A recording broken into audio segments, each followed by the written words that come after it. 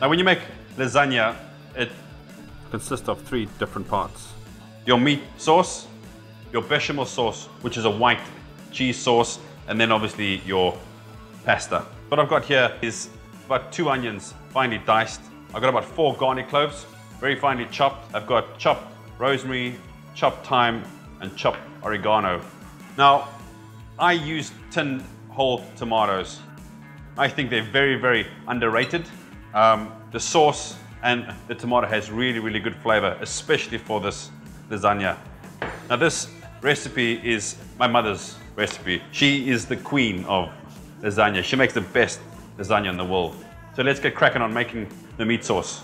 So while our pan's getting hot, we'll just get a good glug of oil in there. Then our onions and our garlic. Now try and fry your onions and your garlic on a low heat. You don't want any color on your onions and your garlic. You just want it to be nice and soft. I use ground sirloin meat because it's a better quality meat. It tastes a lot better and it's really got like nice meaty grains to it and jam-packed full of flavor. That's going to take a couple of minutes to brown. So what I'm going to do with these tomatoes is, you can see they're whole plum. We don't want whole tomatoes in there. So it's time to get the old fingers in there and give them an old squash. And you can smell how nice these tomatoes like really are. Loads of flavor and it's perfect for this lasagna dish.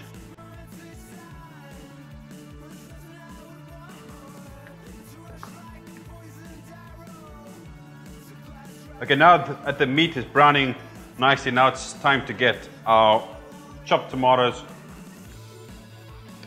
Tomatoes have gone in, and now it's time for the tomato puree. The tomato puree, it's just going to give it like a really nice, rich tomatoey flavor. It's just simmer it for about an hour, and then we'll be good to go. We're looking good, and now it's time to get the bechamel sauce on. Basically, a bechamel is just a posh name for a white cheese sauce, right? Made from scratch. So what we're gonna have to do is just melt some butter and some flour. And that is called a roux. You roughly need equal parts of butter to flour. So we get a whisk and we start melting our butter. So once the butter has melted, we then add a little bit of flour. So what's gonna happen is that'll create like a little dough inside the pot. Is that the butter will heat up and start melting and release flour very, very slowly into the sauce. And that is what's going to thicken it up. You just want to melt it very softly. This spaghetti sauce is smelling lovely and it's only the start of it. All the butter's now melted and it's not boiling. And you can see by the consistency of the roux whether it's enough flour or enough butter.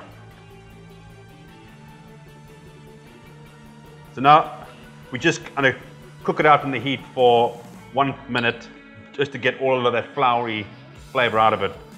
And I think that is ready to now start getting some milk in. So a little bit at a time. We're just going to incorporate that a little bit at a time. You can see it's a little bit lumpy, but it hasn't come up to the boil yet.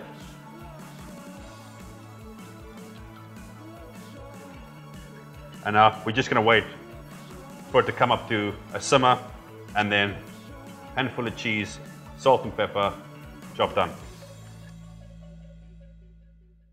Okay, so our pasta sauce now for the lasagna is ready. It's really concentrated. Now it's time to put the herbs in. The reason I put the herbs in now is I want a fresh flavor of herbs.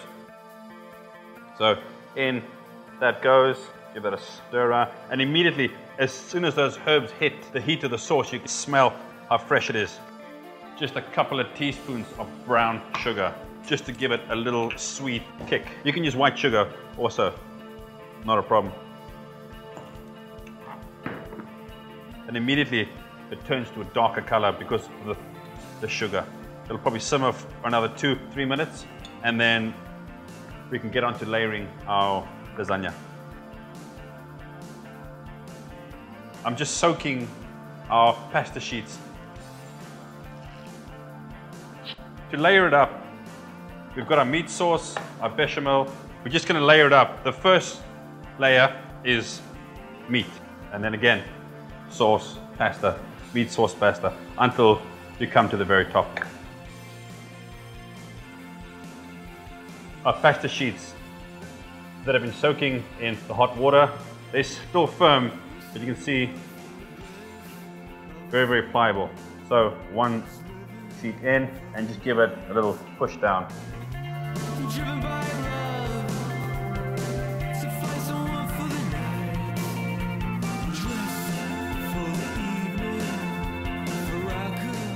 Now it's time to put the cheese on and a special ingredient. So we have really good quality cheddar cheese. It's been grated. My mother used to do when I was a kid, when she made lasagna or macaroni cheese, she'd take Pringles or like any cheese and onion flavor to help it to crispen up. And then this is ready to go in the oven about 180 to 200, about half an hour, 40 minutes, and that's the guy's lunch done for this afternoon, and then we will get cracking on the road food, all right?